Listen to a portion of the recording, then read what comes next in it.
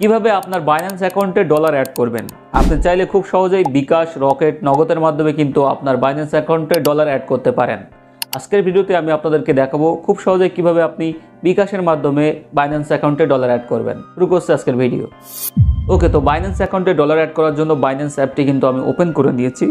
Open করার পরে এখানে আমার ড্যাশবোর্ডটি শো করছে। এখানে উপরের দিকে দেখতে পাচ্ছেন অ্যাড ফান্ডস, এখানে ক্লিক করবেন। এখানে ক্লিক করা মাত্রই দেখতে পাচ্ছেন এখানে বাই উইথ বিডিটি P2P এই অপশনটির উপরে একটি ক্লিক করবেন।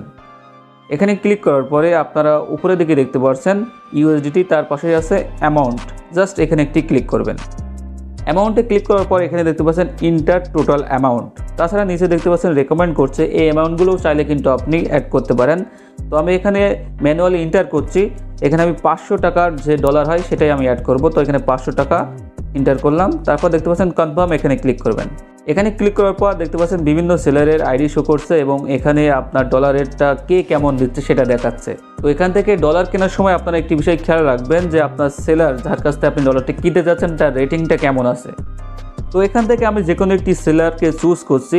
তো কোন সেলার কোন মাধ্যমে পেমেন্ট নেবে, মানে আপনার কাছ থেকে বিকাশে বা নগদ থেকে কীভাবে টাকাটি নেবে সেটা কিন্তু পাশে উল্লেখ করা আছে।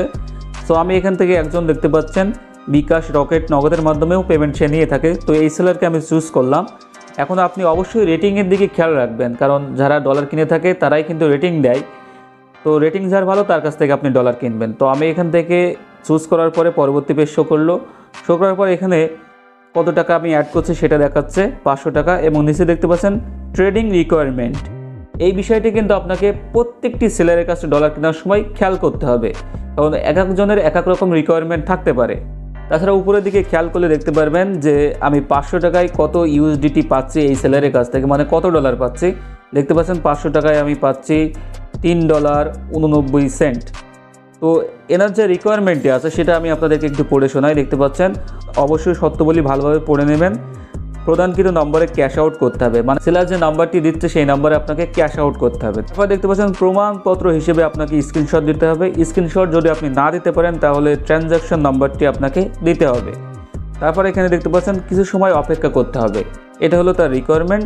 তো এই রিকোয়ারমেন্টগুলো আপনারা ভালোভাবে খেয়াল করবেন। তারপর এখানে নিচের দিকে দেখতে পাচ্ছেন প্লেস অর্ডার, এখানে একটি ক্লিক করবেন। এখানে ক্লিক করার পর দেখতে পাচ্ছেন সিলেক্ট পেমেন্ট মেথড, রকেট, নগদ, বিকাশ। তো আমি এখান থেকে বিকাশ সিলেক্ট করে নিচ্ছি, যেহেতু আমি বিকাশের মাধ্যমে ডলারটি অ্যাড করব। তো আপনি নগদ কিংবা রকেটের মাধ্যমেও করতে পারেন।